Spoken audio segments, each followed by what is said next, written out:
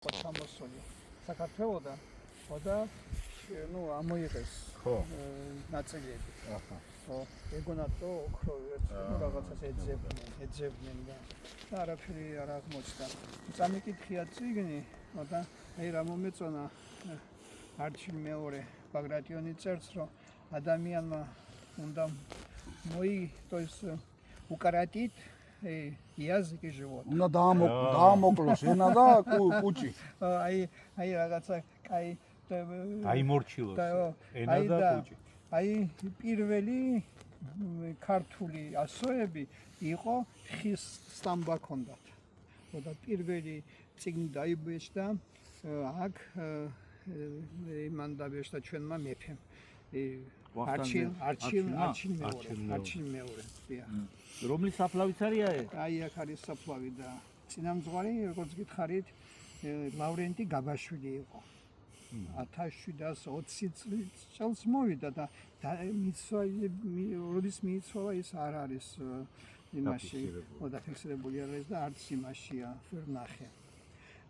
კიდევ აქ არის გვერდით სამამყოფოა.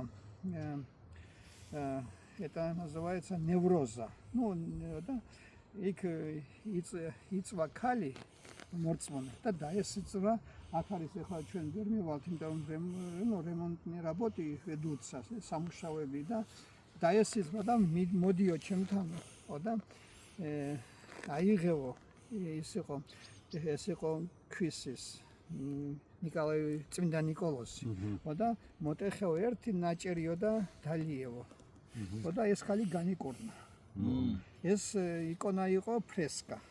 ფრესკა ასე იმაში და ეხლა როგორც ყველა ადამიანი გაუხარდა მივიდა სამამყოფოში მოცივდნენ ესო და გიჟები და დაიწყეს ჩვენს და იმის მერე სარკედის გაუკეთეს და გარედან მინა და თუ გნებავთ შეიძლება გავაღოთ და შევიდეს ნახოთ აი ეს ჩუდატორნა იყო. მაგრამ ჩვენ რო კარგად ვართ მე კარგად არ ვიყავ მაშინ დაგეხმარება. ეს იუმორი. აი მე პირველი იყო რევოლუციის დროს აქ ნუ ხო იცით ახლა როგორც სუდიმებ ჩადიოდნენ ესენი და ნაგანი ესროლა. წმინდა ნიკოლოზს. ორნი იყვნენ. და აი რეკაშეტი წამოვიდა გულზე მოხდა და დაეცა. და იმ დღეს მე აქ არ დანგრეულა არ ჯვრები არც არაფერი. აი ეს აღწელდა ეგ ამბავი. ნუ ახლა ყველას ახლა აუხსნეს რომ ასე მოხდაო და აი მოუბრუნდა და ნასროლი თქვია თავის ნასროლი და იქვე დაეცა და აი ასეთი ისტორია დიდია ნაპოლეონიდან დაწყებული ამ მონასტერში 1720 წლის მერე ქართველი არ ყოფილა ბერი. და მოდი თავიდან დავიწყო საუბარმა ვის მესახლა მოგვისმენს რა ადგილი არის თქვათ. ჩვენ კი ვიცით მაგრამ რენელმა არის ეს რა სად ვიმყოფები?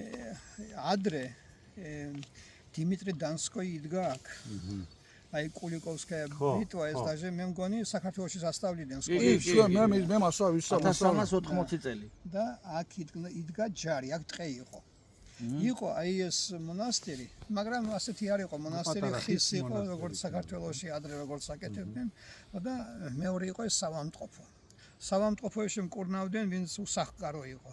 ეს მეფეს დროიდან იყო ეს ლაზარეთის ვარიანტი. ო აი საჭმელი, ჯამა, ვინცაც სახლი არ ქონდა რაღაცა, ვინც მიუსაფარი. მოდიოდნენ ხალხი მოსკოვი იყო რაღაცა სამსახურზე უფრო ყოველთვის აქ იყო იმ დროსაც. და აქ დიმიტრი დანსკოი იდგა და აი ეს დანსკაი ეკონომიკური მატერია ეს დონიდან მოვიდა. დონ, როსტოვ დონ. კაზაკები პრივეზლი. და ატუ და მათი ჩამოტა. მე რა ეს აქედან იყო წაბრძანებული სერგი ლავრაში. და იქ იყო ეს კურთხევა რომ ორი ბერი გააგზავნა კიდო საომრად. არ დამავიწყდა სახელები ორივე დაიღუპა ამ ბრძოლაში და კულიკოვის ბრძოლაზე საუბარი. დიახ და ბერები? ბერები ორი ბერი ნუ ცხოვრებაში იყვნენ მეომრები და მე ბერობა მიიღეს და ნუ მე ომში კიდო წავიდნენ და აბა ბოდიში მამა რო ამბობენ რომ არ შეიძლებაო მაგალითად ბერის ხელში იარაღი აღება და რაღაცა ეხლა მე გეტყვი კარგი მაშინ არ დაგჭირდეს არ მაგათი ეცვა და ვეფაროს ხომ არა თუ არ გავაგებიეთ შეიძლება თუ არა ახლა როგორ იცით რა ისტორია ჩვენ გვაქვს დავით და რეჯერი რომელიც 6000 ხო თავი დადეს და აღდგომის დღეს მაგრამ იცით რა ეს არის უფლისაგან ყველაფერი შენ არ გინდა იმის თქმა რომ იმან ასე რატო გაკეთეს ამათას ეს ჩვენგან არ ხდება ეს უფლის განგება იყო ასე და ჩვენ არ ვიცით ჩვენ ეხლა ვიხსნით სამებას ხო სამებას ვერ ახსნით ჩვენ იმიტომ რომ ამიწიერ ცხოვრებიდან ისე შეიძლება ახსნათ სამება რა არის სული წმინდა მამა ზეცად ამ ყველა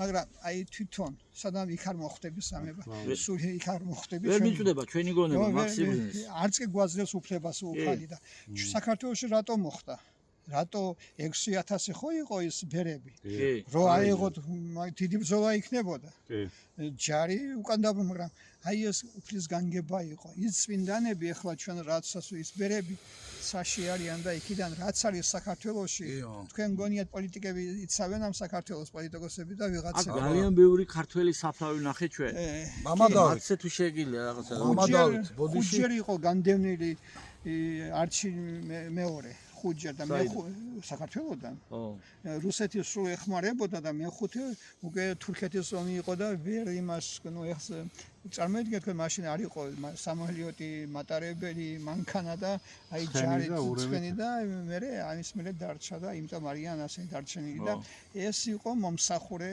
ვინც იმაში ისე რომ იცოდეთ ყველა ცხოვრობდნენ როგორც ჩვენ რუბლოვკას ვეძახით ეხლა სადაც ჩვენი ქართული ეკლესია იქ ცხოვრობდნენ